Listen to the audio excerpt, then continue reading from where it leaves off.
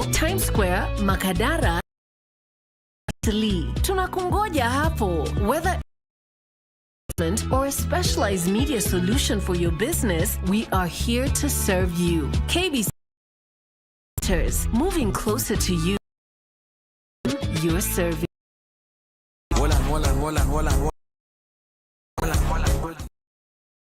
Saa 1:30 mpaka saa burudani kiukamilifu. Tunakupatia Mboya kwa segment. Tunachana what's happening in social media nani. Kando na Ricky, the big story mastaa tofauti kutoka Kenya, Rwanda, Burundi, wa Afrika. Interact na sisi kwenye platform that is Facebook na hashtag ni ile tu live. Tunakupa mix kali.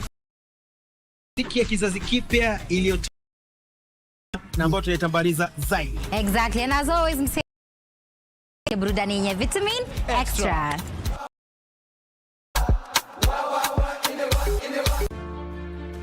The Kenya Bureau of Standards, second African Organization for Standardization, ARSO General Assembly 2026 under the theme Standards Enabling Intra-Africa Trade, Continental Free Trade FTA. One certificate working 60 countries, hundreds of delegates, trade experts and policy makers to advance harmonized standards and unlock seamless trade through the African standardization. The chief guest is His Excellency, the Deputy President, Professor Kithure Kindiki. Watch this General Assembly live on KBC Channel 1 from 11 a.m. on Wednesday, the 26th of August, 2026. The African Organization for Standardization. One certificate working for you.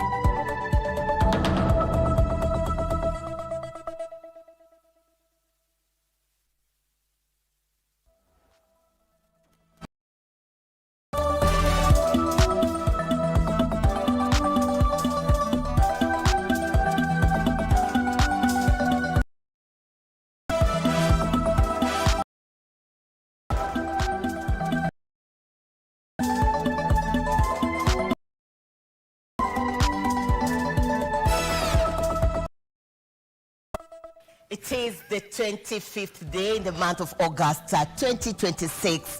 From wherever you're watching, this is Prime Edition, coming to you live from Harithuku Lane along from BH along the Harithuku Lane in Nairobi, Kenya. That's right. Tonight, the Prime Cabinet Secretary Musalia Mudavadi and the Interior Cabinet Secretary Kipchumba Murkomen is putting politicians on notice. Those politicians who are propagating hate speech as the country heads towards the general election, now they've been put on notice. And the government initiates an exercise to recover money borrowed from the hustler funds. And also coming up in the world of sports, Kenya shines at the 2026 Anoka Youth Games Zone 5. All that coming up. But first, a look at our top stories tonight.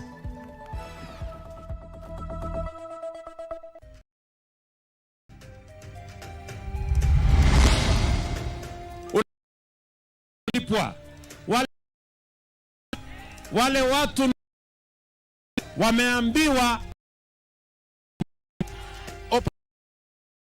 President William of leaders paid projects. The 2027 general election must demonstrate that Kenya without sacrificing peace, unity and national progress. Ganging against political violence. It's its commitment to delivering a peaceful 20.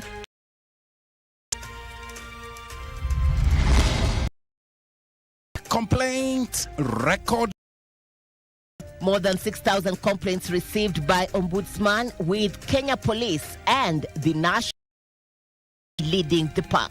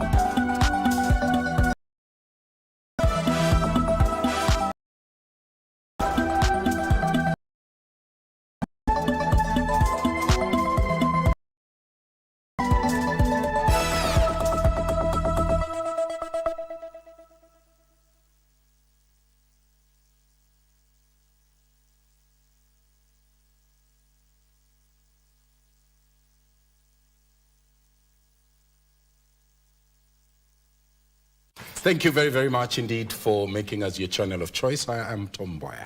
I am Muchuma. Irene, our sign language expert tonight is Anne Wangeshi. Talk to us on all our social media platforms at KBC Channel 1. Straight to our top story now. President William Ruto now claims that the opposition leaders have been paid and to organize and disrupt and even demean government projects being implemented across the country. Speaking in Narok County during a development tour, the head of state accused his critics of dismissing government achievements without offering alternative solutions. And as Abdiaziz Hashim reports, President Ruto also stepped up his push for the broad-based coalition, expressing confidence that the alliance is well poised to secure a second term in the 2027 poll. President William two-day Narok developmental tour, where he aimed. Unajua wale watu ni wakupe, watu ni vibara, naambiwa nini wapinge barabara, housing. The head of state leaders have failed to offer. Instead, they have focused. Hata kangasha sababu wewe, kwa sababu hao wananchi wale wanatuambia kwamba wengi wao while assuring the country of peaceful, President Ruto the broad-based coalition. Jamaa wamjatuona mchana sababu wanatuambia ya kwamba sisi bado hatujaanza ni maendeleo. Sasa mtaingia ama namna gani?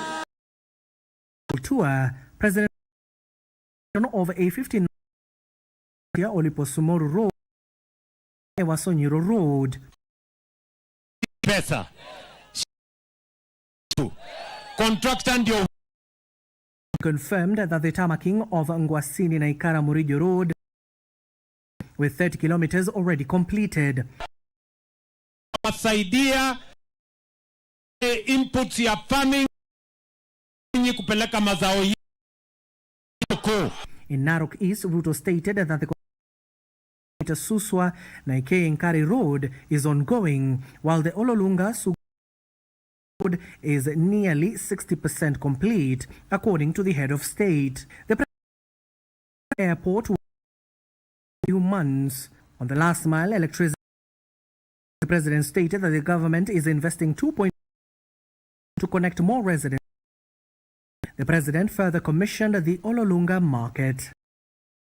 President William Ruto is expected to tour to launch various projects as he urged Kenyans to support the current administration.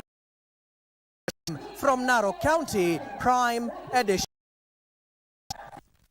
Staying with politics, Kamkunji Member of Parliament Yusuf Hassan, alongside a section of Jubilee Party officials from various Nairobi constituencies, including top party officials and members of the County Assembly MCAs, were among leaders who defected to former Deputy President Rigathi Gachagwa's Democracy for Citizens Party, DCP. Now, the development comes as Gachagua continues to expand the reach of the DCP beyond its traditional support base in Mount Kenya region. During the event, Gachagua also urged the opposition to embrace fair competition and democratic engagement despite pursuing shared political goals. Here now is that report. Former Deputy Democracy for Citizens Party, DCP, fresh wave of political support. Several members of Parliament, Jubilee Party, members of the County Assembly, the county. Kuja leo kwa Yusuf Hassan ni thihirisho DCP ni nyumbani kwa watu kutoka Northern Kenya. Among those defected is Kamkunji member of watu wa Kamkunji. Tutakuwa pamoja na kiongozi wetu Gachagua. Waulize tuko DCP. The DCP headquarters in Nairobi. The Kamkunji MP with a symbolic show of his new political. The development to strengthen the DCP support base in the mountain. Gachagua called opposition parties ahead of the 2027, noting that the cooperation gives the opposition a chance of forming the next government. Also said opposition parties must maintain fair despite pursuing a common political. Mimi nataka niseme hatutaki mambo ya zoning. Kila chama iweke candidate pahali inasikia iko na umaarufu. Bila chuki, bila fitina, kupigana na watu. Na ndiposa leo wote ambao walikuwa kwa vyama zingine wameamua kuja. Tuko nayo hapa Nairobi ni ya chama ya DC commitment as your Secretary General that unfair. The latest defect was continued push to establish the DCP as a national political ahead of the 2027 pro-government women leader former deputy DCP party leader, accusing him of making in the country. Sisi tangu jadi hatujawahi heshimika kama jamii, hatujawahi pewa kazi kubwa kubwa. Sisi hatuna chama, hatuna naoleka anywhere in this country and even outside. The effect of these attacks is to create political environment in which women are expected to talk at the price of leadership. Mtu akitusi ametusi sisi wote na ametusi kila mwanamke Kenya. Of the 2027 election, the government is tonight reiterating its commitment to delivering a peaceful election. Speaking during the launch of the roadmap to a violence-free 2027, Prime Cabinet Secretary Musalia Mudavadi and Interior Cabinet Secretary Muchuma put to notice any politician propagating hate or inciting Kenyans to violence. They urged politicians to exercise restraint as the country heads towards the electioneering period. The event, organized by the National Commission and Integration Commission, NCIC, themed Uchaguzi Bila Boma, is aimed at bringing all relevant stakeholders on board to ensure the 2027 general election process is peaceful and credible. Timothy Kipnusu is our man on that story. On Tuesday, agencies, interfaith-based organizations converged in Nairobi to discuss the roadmap to a violence-free 2020 under the theme Uchaguzi Bila Noma. 10 condemning ethnic mobilization, political intolerance, incitement, culture of hooliganism, and negative use of digital media came up as issues of concern. Prime Cabinet Secretary Musalia Mudavadi challenged those mandated to oversee to ensure the same is realized. The IEBC must be able to manage the electoral process. The judiciary must be able to discharge its constitutional responsibilities. Our security agencies must protect citizens and uphold the law. NCIC must continue its difficult but essential work of addressing hate speech, discrimination, and incitement. Musalia also urged Kenyans to be vigilant and elect leaders. Let us hold the leaders accountable for the language they use, and let us make peaceful political competition a habit rather than an exception. Because ultimately, the Kenya we want to build after 2027 will still need all of us. Interior Cabinet Secretary Kipchumba Murkomen and Deputy Inspector General Police Gilbert Masengeli, who are also in attendance, to deal with acts of hooliganism. We advise the people who organize rallies that we have rights to have rallies and political rights, but we have responsibility to work with the security team to ensure that we protect our people. And that's why when I say these things, I see people cracking jokes around there. This is not a joking matter. The national security architecture, the cabinet secretary telling you here, I'm not speaking about my own things. I'm speaking about assessed security information. That there will be times that the citizens will be told, enough is enough, let's go home. It is not fair to lose lives in the circumstance and the environment that we are in, so that then we can safeguard the lives of the people of Kenya.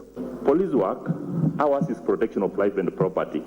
And in this regard now, elections being the national security undertaking, as the National Police Service, we are at the center of ensuring peaceful, secure, and credible elections.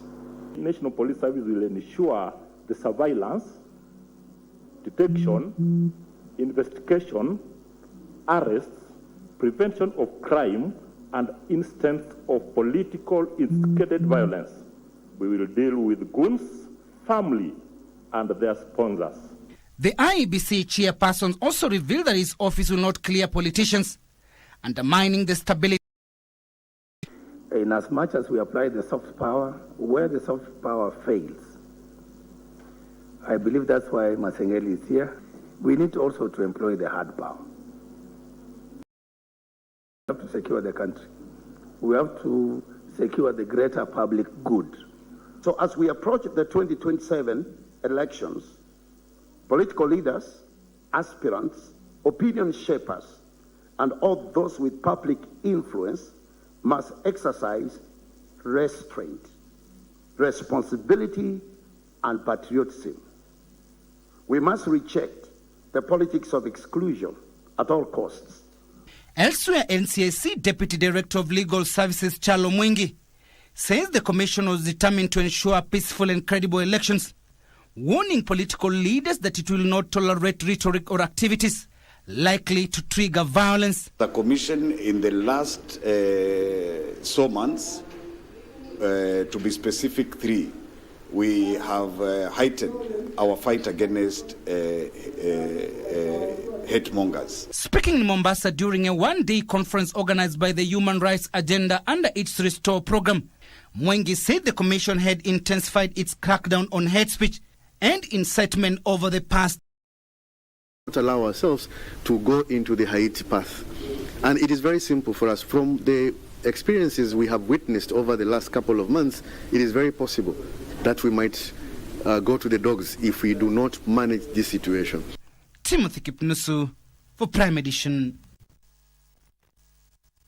It's exactly 14 minutes past the top of the hour, and that story on Uchaguzi Bila Noma brings us to our first break here on Prime Edition. But coming up, we'll be bringing you the very latest on the NASA strike, plus There's also a new wave. There are some fraudsters in town, and they're using SMSs, they're using phone calls. Millions have been lost. Kenyans are complaining. We're going to bring you details of that story after our first break. Stay with us.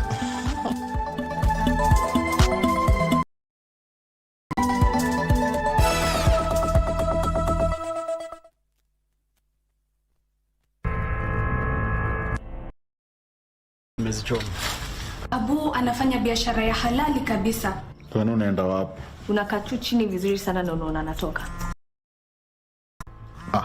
Sema nakusikia.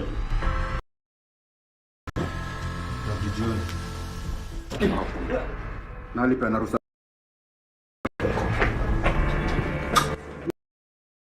Wewe kuacha mambo mingi. Pia ni trust. Dereva na one man crew walikuwa nayo wamepotea. Why? What happened? Nimemuitisha pesa akaanzisha vurugu. Tunashukiwa mwili ilikuwa imehamishwa from the actual scene of crime.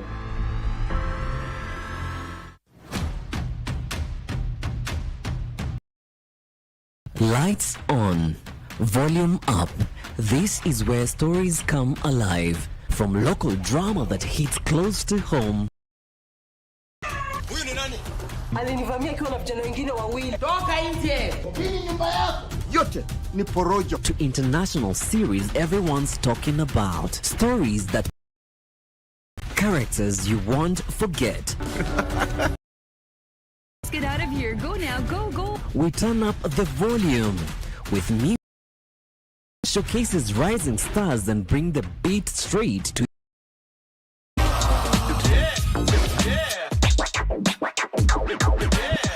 And when it's time, don't hold back. How is everything going? Real conversations, big personalities, the issues, the loves, the moment everyone's debating the next day. Every show, different voices, one. This is television that feels alive, unpredictable, and missable. Every story, possibility. And I went surgery, and that's how I was. My nose reader to a touch reader. Able differently is a celebration of resilience. Question: how do visually impaired people interact with fashion? Talent.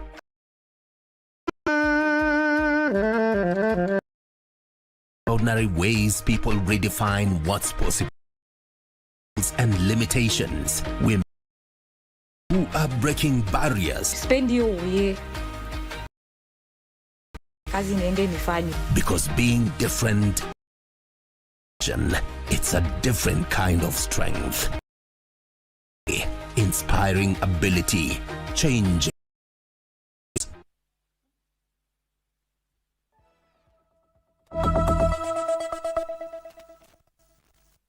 Welcome back to Prime Edition. Our socials at KBC Channel 1 on X, Facebook, and YouTube. On to one of the stories we highlighted for you before we took a short break, and that is on Healthbeat. On Healthbeat, that's right. More than Healthbeat. No, let's go back to the Ombudsman story first. More than 6,000 complaints have been received by the Commission on Administrative Justice, with the Kenya Police and the National Land Commission among institutions that have been singled out over the volume of complaints from Kenyans that are reaching the Ombudsman office. Speaking in Nairobi during a high-level meeting with the leadership of 54 government institutions on Tuesday, the Commission's chairperson, Charles Dulo, said bureaucracy, delayed responses, and failure by some public agencies to act on recommendations are frustrating Kenyans seeking government services. Here now is that report. Claims of while making a complaint to a government office with the Commission on Administrative Justice, revealing that it received more than 6,000 complaints. Access information request has moved from a paltry 200 to over almost now 600. In terms of complaints, we have been able to receive more than all complaints now. According to the Commission's chairperson, Charles Dulo, complaints have been recorded across with the Kenya Police, the National Lands Commission, among institutions that are numbers. A statement 2025 alone, it received 813 complaints, of which only 228 had been resolved by the end of the year, while 9 institutions accounted for 630 complaints. KPLC, NTSA, Immigration, SHA and the Pension Department are listed among institutions with high pending rates, with a statement indicating that their pending cases stood at more than 80%. Delay remains the biggest complaint. Complaint yote inatoka kwa any ministry ama shida, na before hata ifike kwetu inaoneshana ilipitia kwa hiyo idara na haikutatuliwa. Kwa hivyo kuna nyingi zenye hazijafika kwetu na hazijakuwa zimetatuliwa. I think it's the nature in terms of bureaucracy, because I've given an example when I was talking about where an institution receives a complaint, it marks it, and by the time it gets to down to the person who is supposed to resolve it, it's about 20 steps. The Ombudsman has warned of tougher enforcement, including public interest litigation against officials who fail to implement its recommendations. So those who think we are toothless, announce its servitude. It pounces, and we assure you, we will pounce, and people will be able to see where they think that we are toothless, that we are able to act. Just The health paralysis in public hospitals in the country is set to continue as nurses and midwives across the country vow to continue with their strike until the Council of Governors engages them meaningfully with a view to address their demands. Now, the nurses who took to the streets on Tuesday said that despite providing essential services, they have continued to be disregarded by their county bosses. They have vowed not to back down, no matter how long the impasse lasts. Nancy Okware reports. 28 days since now, public hospitals have begun their nationwide strike. There is no end. They took to the session ending at the. They accused the governors in their plight. I'm making our patients. We started our CBA negotiation the way they decided to decide. It's because the process is not yet over. As neglected nurses of Kenya are highly valued. They have vowed not to collective bargaining agreement.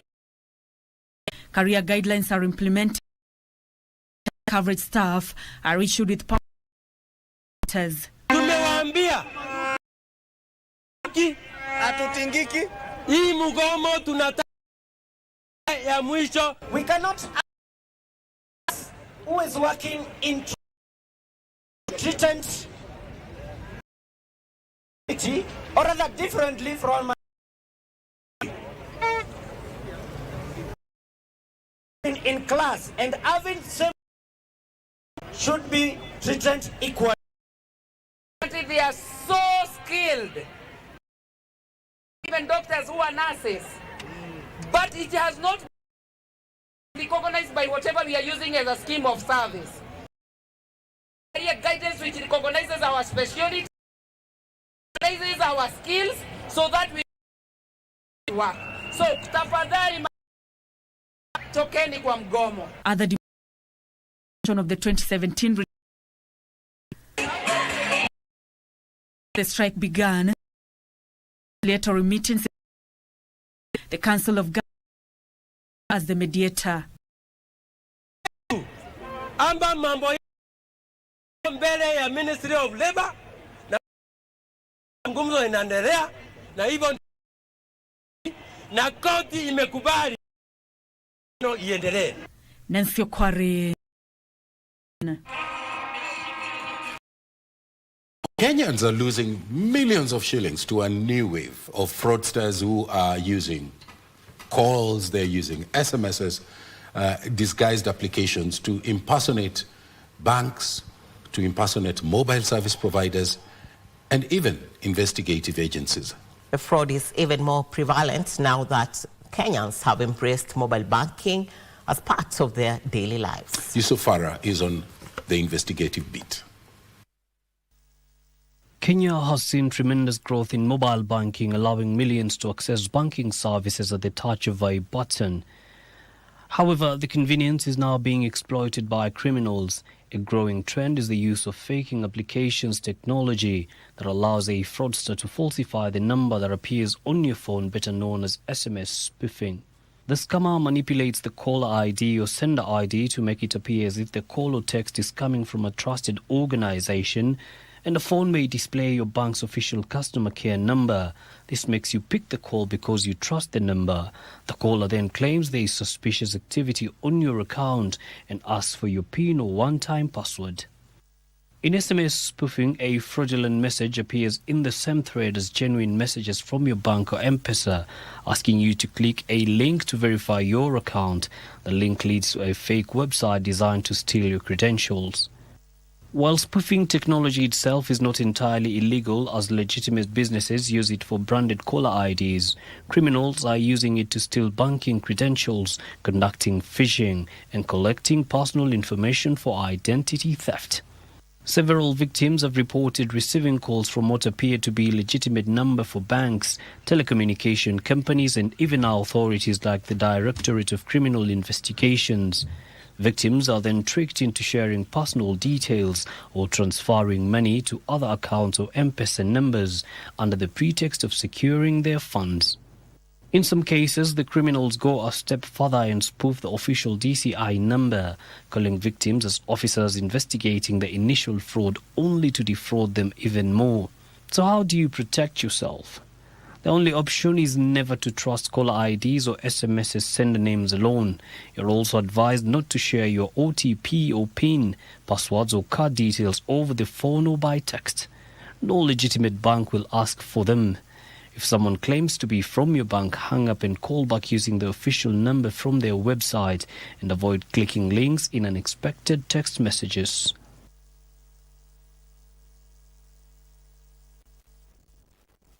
Let's now take you to the corridors of justice. The three murder suspects in the case involving psychologist Dr. Victoria Mutiso is set to kick off in the High Court on Thursday after the prosecution gave the green light to formally charge the trio. Rose Mbithe Ndetei, her son Chris Mulwa, and her daughter Angela Mulwa will be charged with the murder once their mental assessment results are available. The suspects currently detained at the Kileleshwa police station will appear before Justice Kanyi Kimondo as the case involving the killing of Dr. Mutiso officially begins.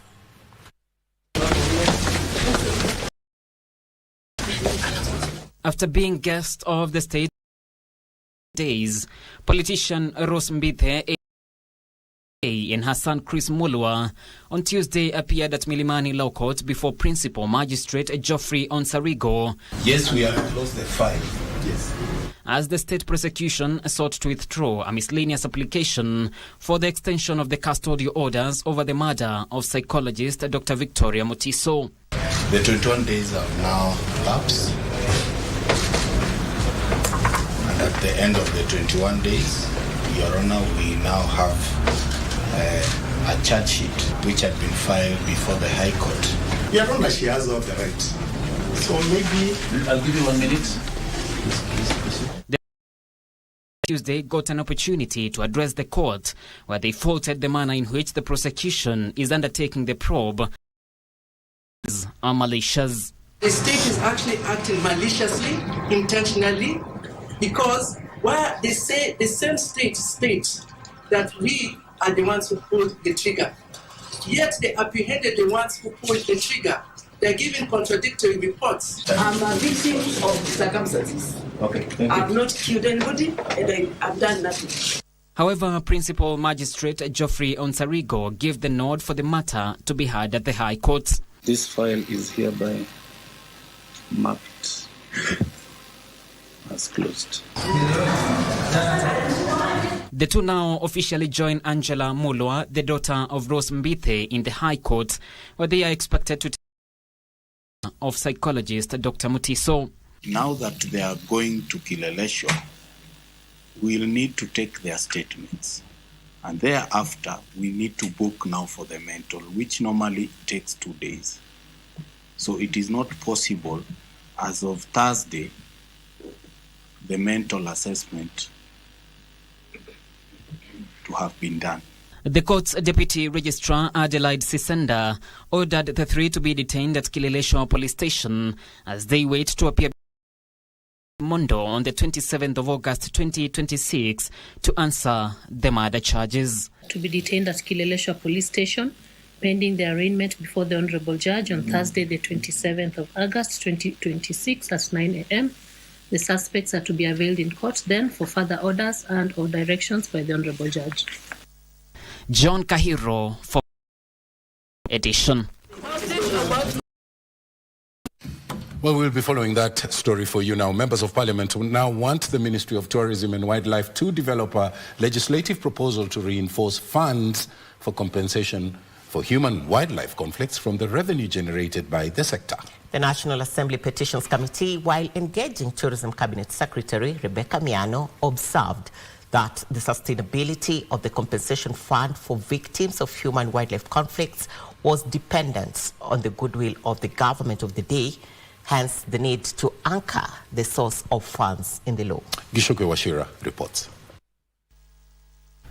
The committee invited the Ministry of Tourism and mitigation measures to address the wildlife conflict in Kajiado County.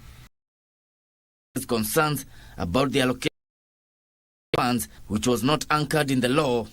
Use provision. A lot of work has been done and a lot of backlog has been covered. The intention is that probably here will be right on paying claims, and that is a very, very. It was also noted that the recorded exponential growth for the last 4 years due to increase of visitors, raising the revenue 2 billion shillings in 2024 to 564 billion shillings in 2025. The ministry rationalized the compensation trust fund that will be financed by stakeholders in the wildlife sector. Take this opportunity.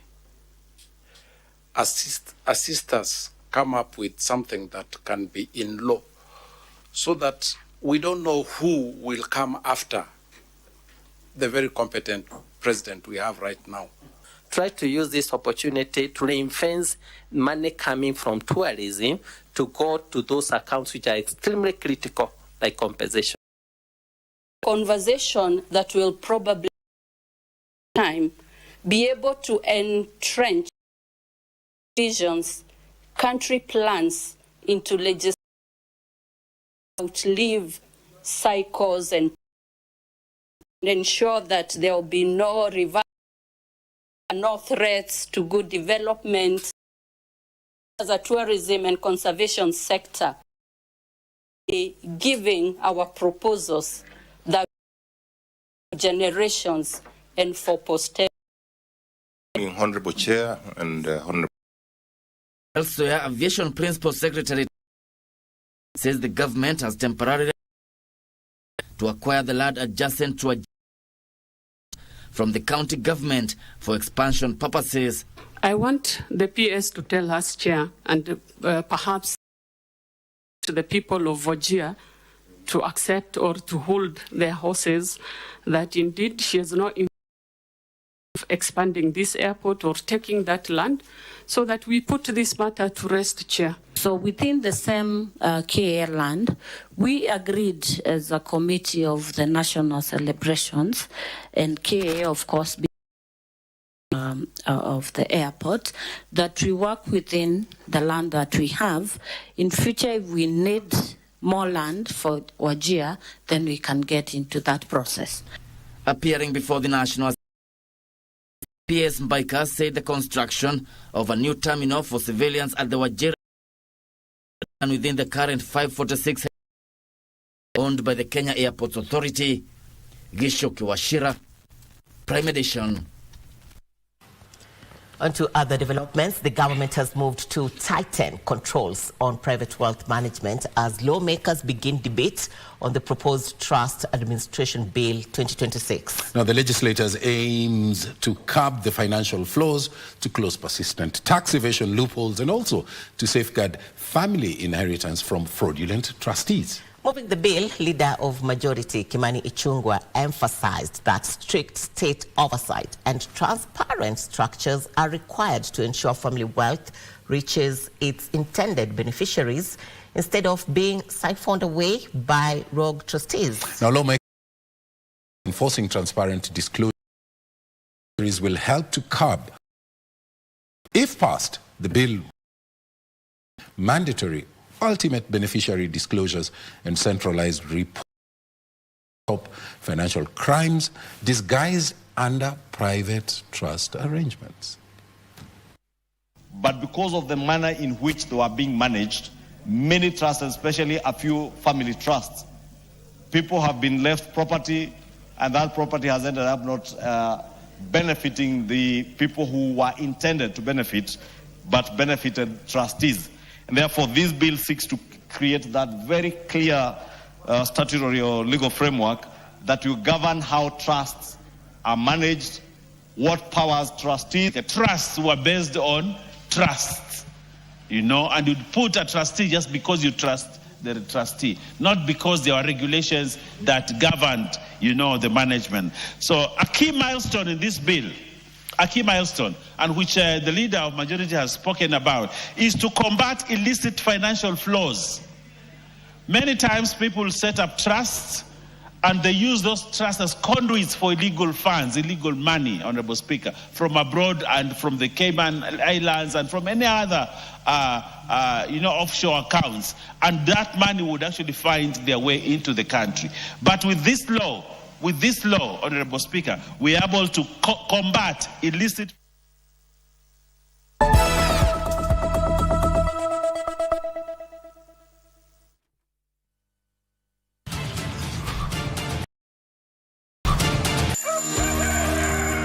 Good morning. Good morning. Up with Good Morning Kenya. Got it all. We dive deep into issues shaping our a voice of a nation. What is the next step for the young people? Unpacking political landscape from Monday to Wednesday. It is very important to guard your relationship. And someone doesn't wake up and they become an addict.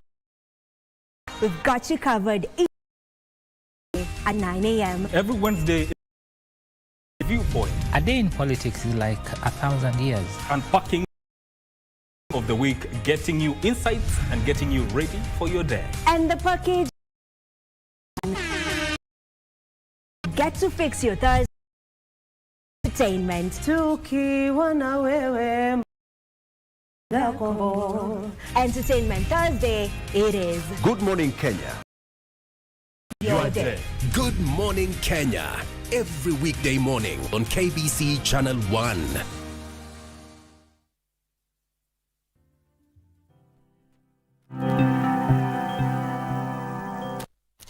Hello and welcome. It's time for business with me, Alan Auko. We start with this first story where Kenya Airways is betting on improved fleet capacity while managing operating costs to remain afloat as the carrier posted a 16 billion shillings net loss in the period January to June 2026. The carrier says though revenue improved by 9% to 81 billion shillings, capacity constraints dropped by 9%, constricting its profit margins. KQ is shopping for a strategic investor to inject fresh capital to rebuild and modernize its fleet. Kenya Airways is flying into another difficult financial period after the airline reported a 15.9 billion shillings loss in the first half of 2026. The airline's consolidated income for the first half of 2026 rose to 81.25 billion shillings, up from 74.5 billion shillings in the same period last year. Despite the airline's revenue growth, it was outpaced by rising costs. Operating expenses climbed to 91.9 billion shillings compared with 80.7 billion shillings a year earlier. This pushed the operating loss to 10.64 billion shillings, widening from 6.24 billion shillings in the similar half of 2025. The latest results come as the airline continues to grapple with aircraft availability challenges. Kenya Airways Chief Executive Officer Captain George Kamal has said that its fuel bill had increased by 72% in the first half of the year, with the Middle East conflict contributing to higher fuel costs and disruptions to the supply of aircraft spare parts. According to KQ Chair Kiprono Kitoni, the airline will focus on managing costs, conserve cash, restore fleet capacity, and complete its capital-raising measures. For Prime Edition, I'm Ben Troy-Njue. And the government has intensified efforts to recover billions of shillings owed to the Hustler Fund by borrowers. Medium and Small Enterprises Cabinet Secretary Wycliffe Oparanya says the government plans to integrate payment register with essential government services and financial systems to encourage loan servicing among defaulters. Hustlers Fund and performing loans hit 13.2 billion shillings in the 2020 year, according to the Office of the Auditor General. The report raised serious questions on the management and administration of the fund, weak legal and record gaps, that unless quick interventions are instituted, threatens the future of the fund. But now I would say there's no bad debt because they are slowly coming. When they go to for SHA, they are told na unajua Hustler Fund umeangalia, basi unaona wanalipa, and we have been able to recover quite substantially. I would say that now we are under 5 billion. That is hardcore. Medium and Small Enterprise Cabinet Secretary Wycliffe Oparanya says customers' savings have increased to 300 million shillings since June this year, with the fund's asset hitting 92 billion shillings. It was good to help small businesses. So those who came in initially thought that maybe this was political money when it was not.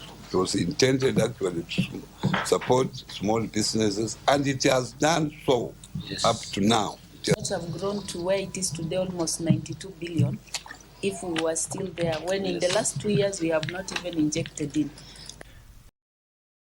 Of the official commissioning of the EAC MSMEs Trade Fair, Oparanya says the government will sponsor 500 SMEs to attend the trade fair to be held in Rwanda in November this year. And now, allowing these small businesses to go out there, and the East African community trade fair is very critical because this is where they have to go and compare and see how they can compete within this big market of Kenya led the Kenyan Day at the trade fair. Rioba reporting for Prime Edition. Kenya is pursuing a regional approach involving the East African Community and COMESA member states in preventing entry of pesticides prohibited elsewhere. Agriculture Cabinet Secretary Mutahi Kagwe says tightening of pesticides controls is being extended to agrovet shops, warning that farmers and consumers should be protected from prohibited pesticides linked to serious health risks. A review by the Pest Control Product 130 end users has resulted in 77 being withdrawn, products being restricted on various crops, while 151 placed under further review. Pesticide restriction has mainly targeted, and now Agriculture Cabinet Secretary Mutahi Kagwe says the fight against contraband pesticides is being extended to retailers. That is banned anywhere in the world will be assumed to be banned in Kenya. I have 2 permanent DCI officers working with my officers.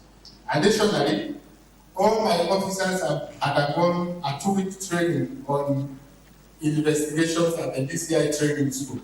He says Kenya is lobbying other countries in the Southern Africa region to adopt a joint approach in banning and preventing entry of pesticides prohibited in developed countries. In our meetings with the East African Community meeting in Arusha, we also declared that once a pesticide has been banned in one country within the East African countries, it is automatically banned in all the East African community countries. The pest control consequently began training county agricultural on pesticide regulation, identification of illegal possible pesticide use, and food safety requirements. The extension officers will provide a frontline link to identify approved products about pesticides that have been withdrawn, restricted, smuggled, or counterfeited. Meanwhile, there should be full implementation of the extended producer responsibility by shifting the cost of managing products in the market from taxpayers to manufacturers. National Environment Management Authority Director of Compliance David Ongare says the shift would reduce waste management costs from public coffers and accelerate adoption of a circular economy. Kenya generates 8 million tons of solid waste annually, 100% potentially recyclable. It's a joint effort so that it's not just a burden of county governments, but also with leadership from an institution such as NEMA, setting the standards and guidelines for how these facilities operate. So the infrastructure chain and also the value chain, so that it to the other. Despite producers to collection, recovery, recycling, management of products, they compliance remains. The whole objective reduce the levels or quantity material that we keep on extracting from the ecosystem, but the ones that we use for as long as possible, and end of life we are able also to repurpose for other uses. Speakers at a sensitization forum on extended producer responsibility rooted for full implementation of the extended regulations to avoid use of cash from counties for collection and recycling of solid waste, review of penalties to ports.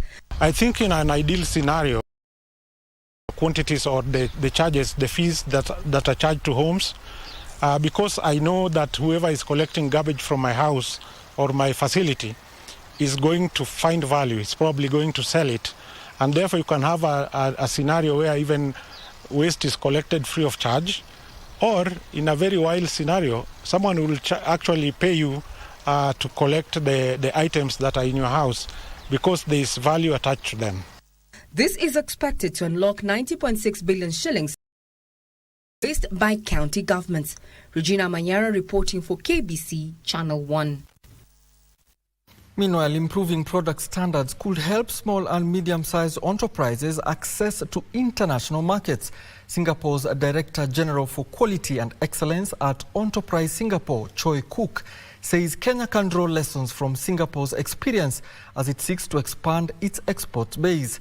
Speaking in Mombasa during a Singapore Africa workshop on quality infrastructure, Cook noted that standards will help Kenyan businesses reduce product defects to meet the requirements of buyers in international markets. The discussions are taking place during the ongoing 32nd African Organization for Standardization General Assembly, where African standards bodies are exploring ways of strengthening quality infrastructure and facilitating trade. That they have adhered to the standard. Rather than just looking at it from the cost perspective, we think it's important to help businesses, see how it can help them address the needs of the buyers, the needs of the regulators, and the value of what the standards can bring. We have been having these conversations on how each of our countries should invest in terms of conformity assessment, how we should invest in laboratories, how we should invest in systems that work. So we have frameworks that will support this, and we believe the implementation of the African Continental Free Trade Area will only be a reality once this happens. That's all we had for you from the business desk. My name is Alan Aoko. Up next is sports after this short break.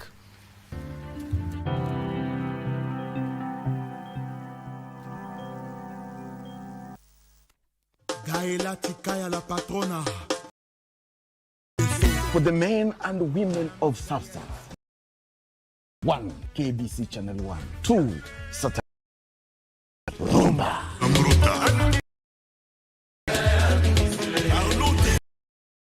Wamesema rumba. Ndani ya kipindi ni kupatie miziki ya rumba sana. Every Saturday from midnight, join me, sing the Rumba Supreme Leader alone. Tosibor mwenyewe. Rumba ya kipindi wa Kongo, KBC Channel 1.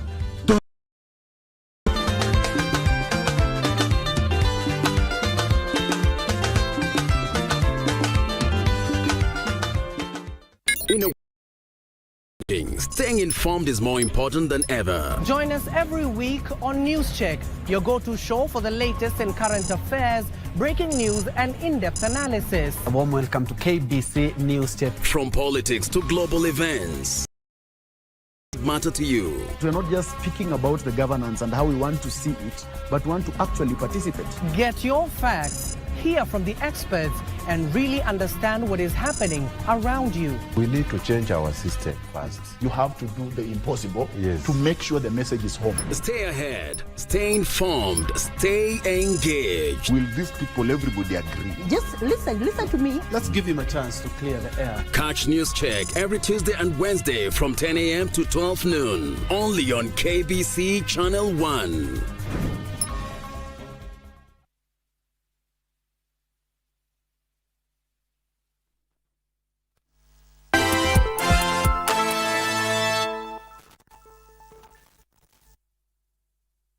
Well, let's now get sporty, and we are holding down the fort for current Quebec, if you like. AKA? Marakwet Express.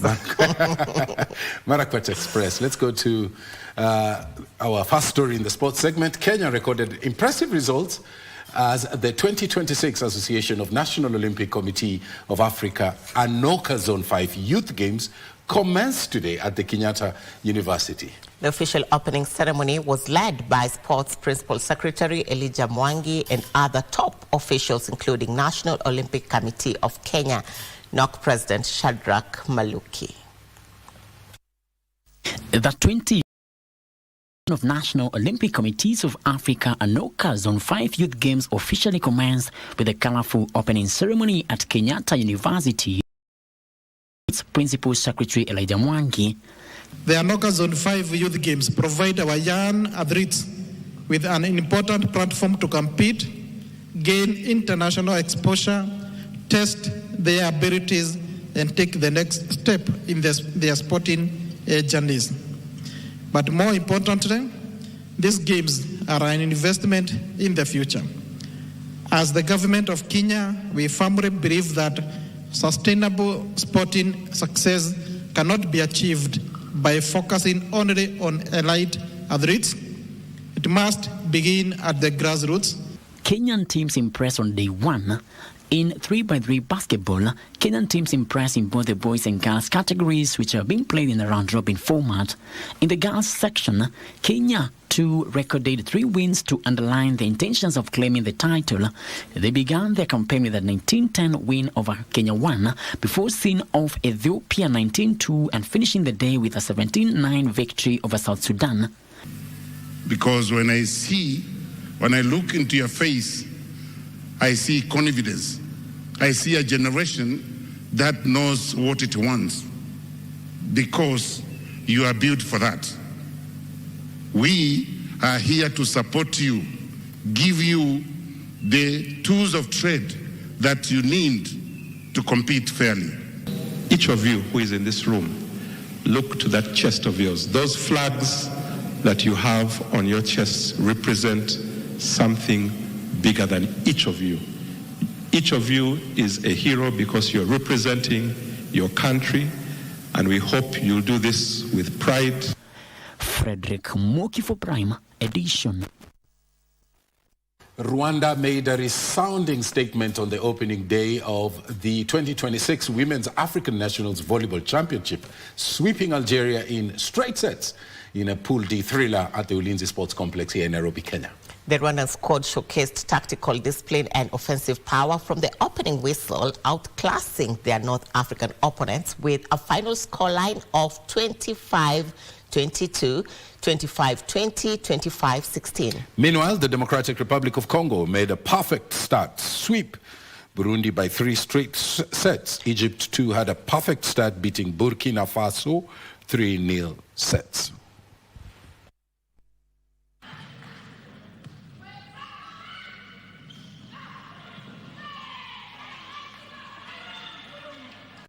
Preparations to host the Africa Cup of Nations AFCON 2027 are gathering intense momentum, with Kenya reaffirming its strong commitment to successfully delivering its obligations as a host nation. The Pamoja Oversight Council held a high-level meeting with the Confederation of African Football CAF, with a session led by CAF Acting General Secretary Samson Adamu. Representing Kenya, the Cabinet Secretary for Youth Affairs, Creative Economy and Sports, Salim Mvurya, joined his regional counterparts to review collective preparedness and align the next phase of delivery for the continental showpiece. The Pamoja Visa Framework and Mobility, a core agenda item during the review, was the Pamoja Visa Framework and Cross-Border Mobility. The 3 host governments assured CAF of their commitment to operationalize the framework, which has been assessed to meet individual jurisdictional requirements.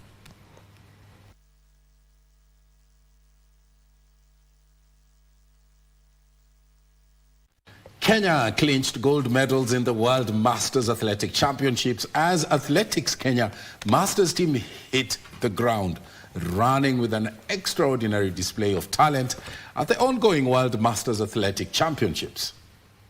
In South Korea, Eric Maugo Shikuku clinched gold in the men's 10-kilometer race walk, while Peter Kariuki Wanjiru struck a gold in meters. Sylvia Chesebe clinched Kenya the women's 800 meters as Betty Chebe the 35 discus.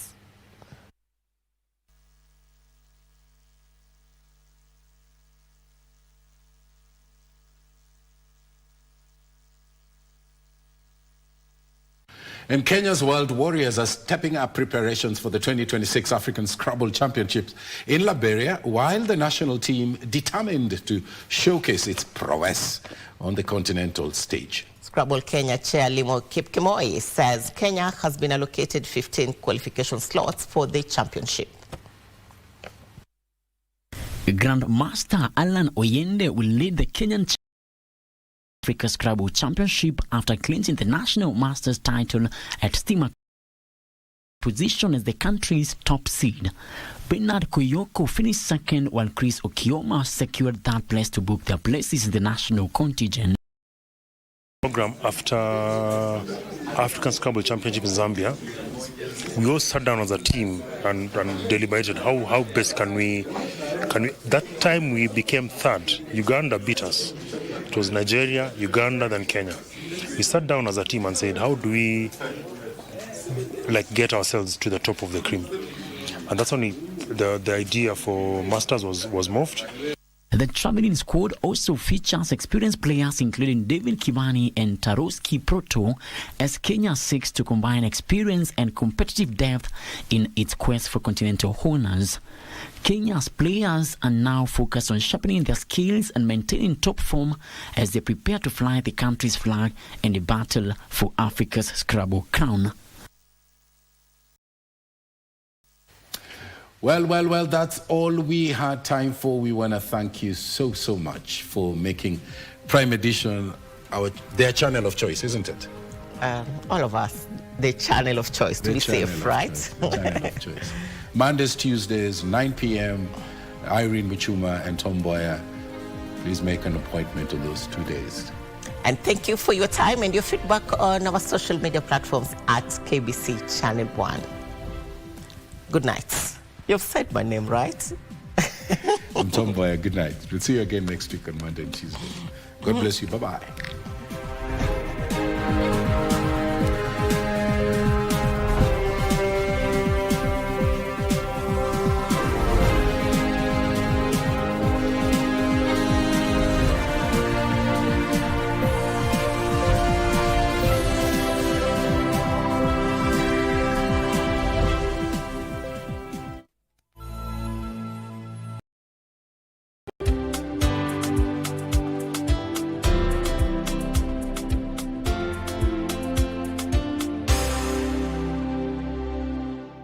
The way KBC iko Huduma Center. Kupata huduma za KBC imekuwa rahisi. And Signet services to booking of commercial adverts and documentaries. Visit our dedicated center GPO, Times Square, Makadara, Kibera, or Eastleigh. Whether it's a casual announcement or a specialized media solution for your business, we are here to serve you. KBC at Huduma Centers. Your station.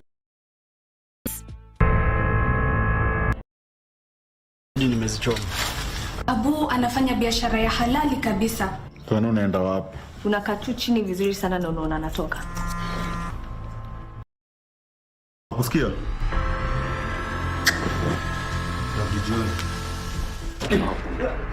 Nalipa na ruhusa kufanya vinavyofanya. Hiyo silver liket kutoka kwa mimi. Pia ni trust.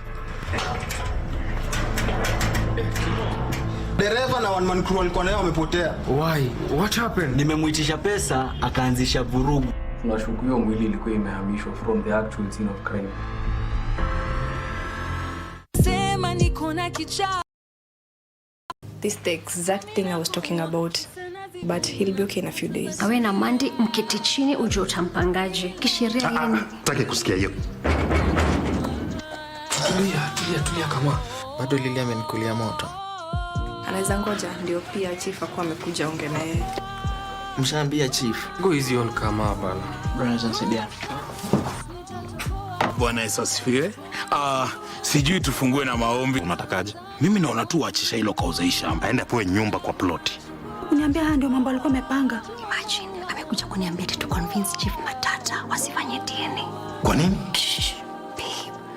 Wananitagundu wakiti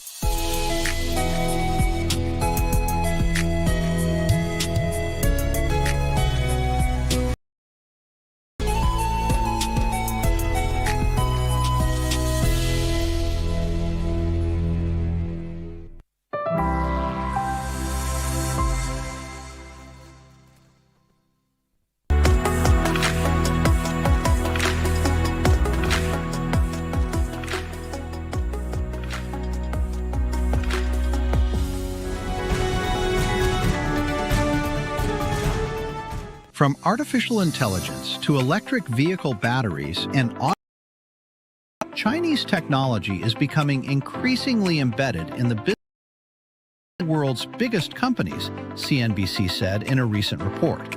China's technological rise is shifting from low cost to scale, supply chain depth, and speed of. By these advantages, Chinese companies are becoming sources of technology and innovation that global businesses cannot easily sidestep. In electric vehicle batteries, the structural shift is already complete. Companies including CATL and BYD have built a global market, providing advanced battery technologies and supporting the global transition to electric mobility. The trend is out in artificial intelligence, where increasingly capable Chinese models are challenging the idea that companies turn to Chinese technology mainly because it is cheaper. The decision is performance-led and compliance-gated. From EVs and batteries to AI and manufacturing, China's technology is reshaping global and innovation flows.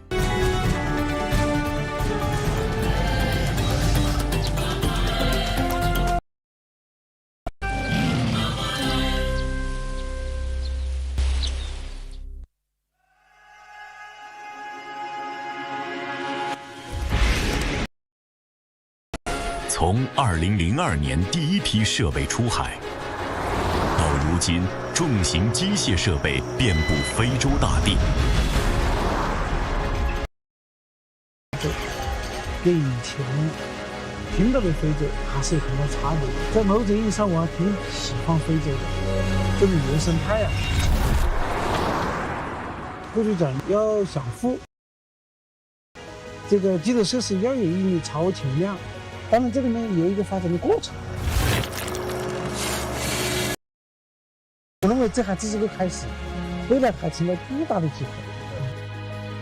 我也并不认为这个我们的年轻人真的在躺平，说老实话，他是在顺应这个时代的要求，抓住时代的机会。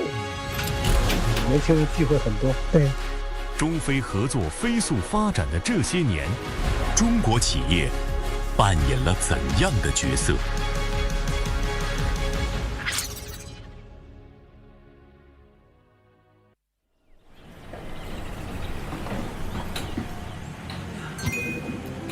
你好。你好。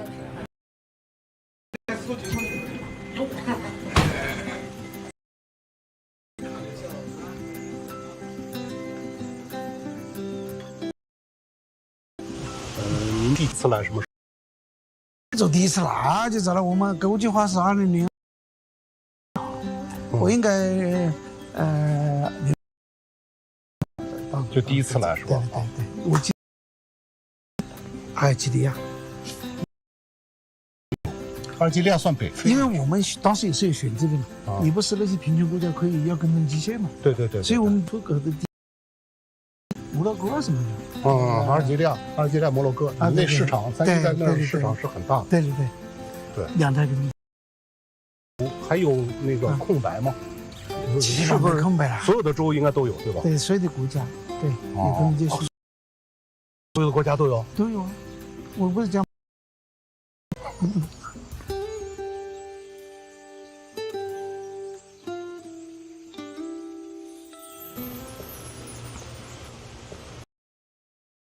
我觉得这您这是还能数得过来吗？多少知道非洲真记不清楚了。但是呢，商业对非洲非常重视，一直把非洲作为国际化的一个重点。整体对非洲是个什么印象？首先呢，我看到的非洲跟以前听到的非洲还是有很大差别的。在某种意义上，我还挺喜欢非洲的，这种原生态啊，环境很优美啊，这是一个。包括上次你也跟我讲马拉维多么落后，我看了以后，我觉得挺亲切的，因为跟我小时候的那个生活状态啊差不多。其实我是60年代出生的，在中国改革开放以前。中国也很贫穷，也很落后。我们的生活条件跟今天的非洲啊有优势，所以我觉得还挺亲切的。特别这10年，我感觉变化特别大。所以呢，现在处在一个我认为很好的发展时期。这个中国企业，尤其像3·1这样的企业，对非洲的发展，您觉得这10几年来，是一个怎样的地位、怎样的角色呢？我觉得中资企业，包括“一带一路”的这个很好的实施，是驱动非洲经济发展、社会发展的，可能是个最重要的因素。你看，我刚刚从几内亚到这里来。很多中资企业都是那个国家最大的企业，最大的纳税户，最大的就业人数的一个企业。我觉得从这些方面我看出来，中国企业在推动非洲本地经济和社会发展方面，确实做出了巨大的贡献。当然，我们商业也借这个中国企业的走出去，特别是中国的，像矿产类的企业，像基础设施建设之类的企业，实际是带动了中国的制造业走向海外。我们也叫做借船出海，所以商业也获得了很好的发展。去年我们的销售96个亿，接近100亿。去年比24年呢，大概增长了60-70%。今年一季度我们的销售是35个亿，又比去年增长60-70%。仅仅在非洲？仅仅在非洲，你看我们累计销售是300个亿，但是去年有96亿。但今年比如说我们再增长60-70%的话，那就是150亿。所以它可以说是一个非常几何级的或者是快速的增长的这么一个曲线上面。所以这就是我们3亿在这里的一个发展的情况。当然我们3亿为非洲发展也做出了一些贡献。除了我们自己刚才讲的这些销售以外，我们在本地创造了很多的就业。我们直接聘用员工就超过1000人。我看我们累计销售车的设备超过4万台，这4万台大部分是我们培养出来的操作手，包括维修中心，这些优秀的服务人员，这些工作人员，实际上就是未来非洲现代制造业的基础。因为当然他们接受了现代工业嘛，这个我认为也是做出的另外一种这个贡献。但是同时也有一些负面的说法，就是说，基建弄得太多了，给当地造成债务。像311怎么看未来这个基建企业在非洲还有机会吗？还是？我觉得机会还是很多的。回想中国改革开放的发展历程，中国的发展也是从基础设施建设开始的。过去讲要想富先修路嘛，这个基础设施要有一定的超前量，也不可能完全变成经济发展的瓶颈。你比如说现在的物流就很落后，很多东西运不进来。你看非洲所以很多东西很贵吧，它很大的问题受制于物流，还是回到根子上，还是在基础设施建设方面。你比如说我到几内亚，到肯尼亚，我在路上花了整整14个小时，转了2个地方，失业的。整个交通啊是非常落后的，上网的速度我们都觉得还是很苦恼的。当然这里面有一个发展的过程，有一个匹配的问题。你比如说到底花多长时间优先把哪个问题解决，这是一个很宏观的问题，这需要每个国家根据这个情况去做这个规划。但是提到基础设施的发展水平和对未来发展的基础设施的要求，这个我认为差距还非常大，所以根本谈不上我们现在是不是未来还有机会。我认为这还只是个开始，未来还存在巨大的机会。习近平主席在2024年的中非合作论坛上也提出了10大伙伴行动，提出了中非携手现代化。您觉得非洲这几年发展很快啊，像中国的一些新能源啊、电动车啊、微电子啊，在非洲有没有机会呢？这个机会很大。总书记其实这个是高瞻远瞩的，他的确打造人民革命体，倡导一带一路，并在经费支配论坛上10大倡议。给我印象特别深刻的是他讲了一句话，就在现代化的道路上不能落下任何一个非洲兄弟。其实这是一个很大的课题，我们可能作为企业经营这个角度来讲，可能要从以前的产品出口，可能要变成产业出口，来帮助非洲建立现代化的工业体系。因为现在我们人类面临的最大的发展机会还是新技术革命带来的机会。现在是我们叫做2大颠覆性技术层面，一个叫第4次工业革命，就是大家现在谈论到的 AI 呀、这个大数据啊、人工智能这东西。另外一个就是第3次能源革命，第3次能源革命就是清洁能源。清洁能源最主要的就是风电和光伏。而非洲呢，光资源是全球最好的，恰好能源可能是只有非洲发展的一个很重要的一个